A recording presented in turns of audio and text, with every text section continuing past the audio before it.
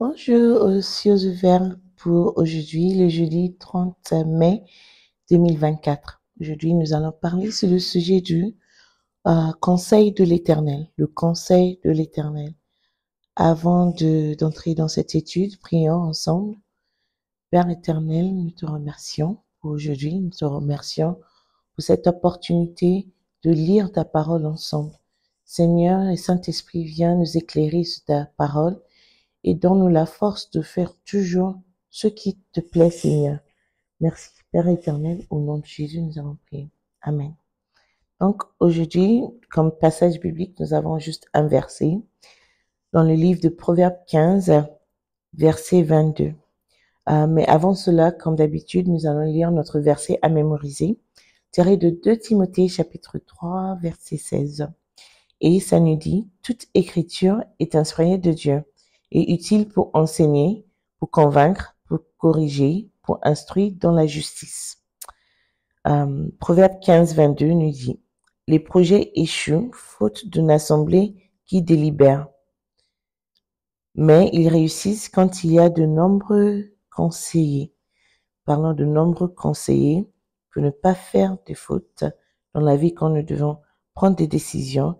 Et aussi, nous parlons aussi de la parole de Dieu qui est utile pour enseigner, pour convaincre, pour corriger, pour instruire dans la justice. Donc là, la parole de Dieu nous guide sur deux façons de trouver du bon conseil pour les décisions de nos vies. Notre lecture biblique aujourd'hui nous dit que faute de conseil, les projets échouent.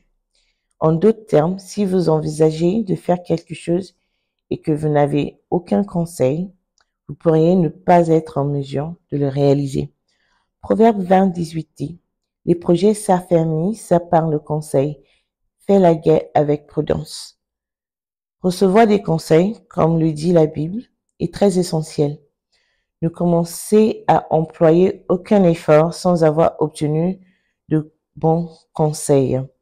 Donc, il faut toujours chercher des conseils avant d'entamer des étapes dans la vie. Mais où est-ce qu'on peut trouver des bons conseils? Dans la parole de Dieu. Proverbe 24, 10 et 6 nous dit, « Et le salut est dans le grand nombre de conseillers. » Le fait d'avoir des conseillers nous éclaire sur beaucoup de choses. Pas un seul, mais plusieurs.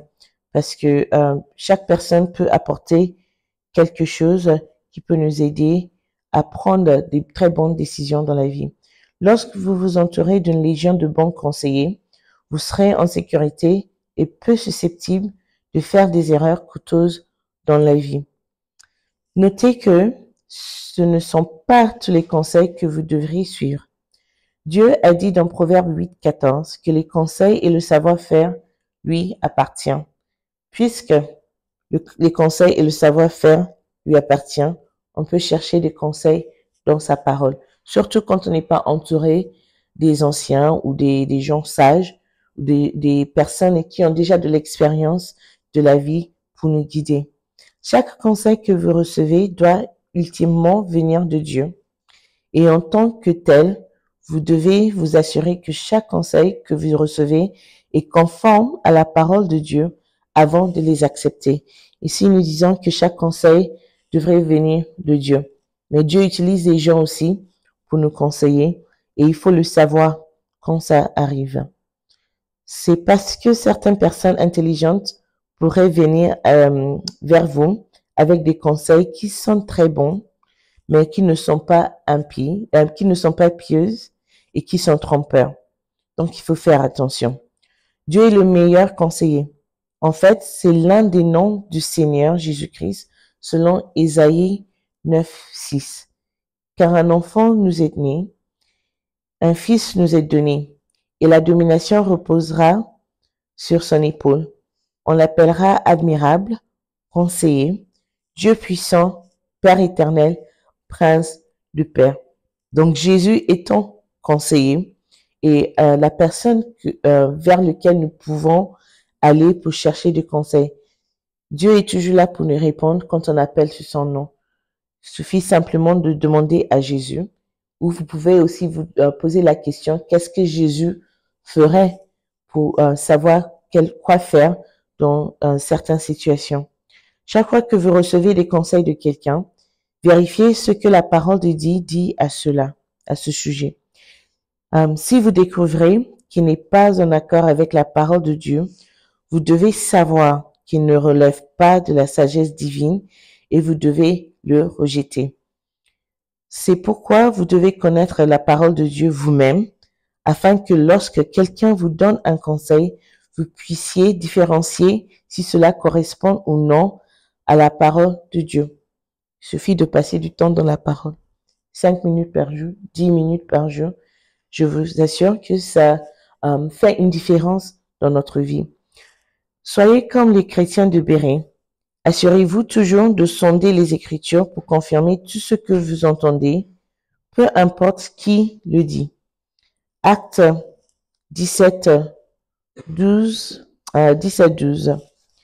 Recherchez le conseil de Dieu dans tout ce que vous faites.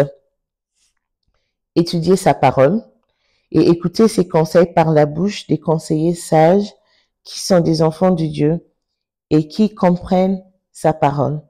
De cette façon, vous resterez sur le droit chemin et ne serez pas égarés. Un autre bon conseil est de vous entourer des frères et sœurs chrétiens. Comme ça, vous allez avoir plus de bons conseils que des mauvais conseils.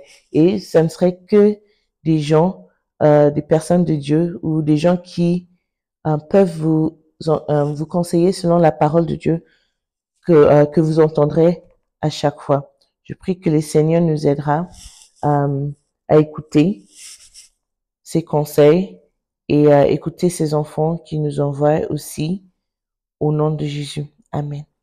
Passez une très bonne journée.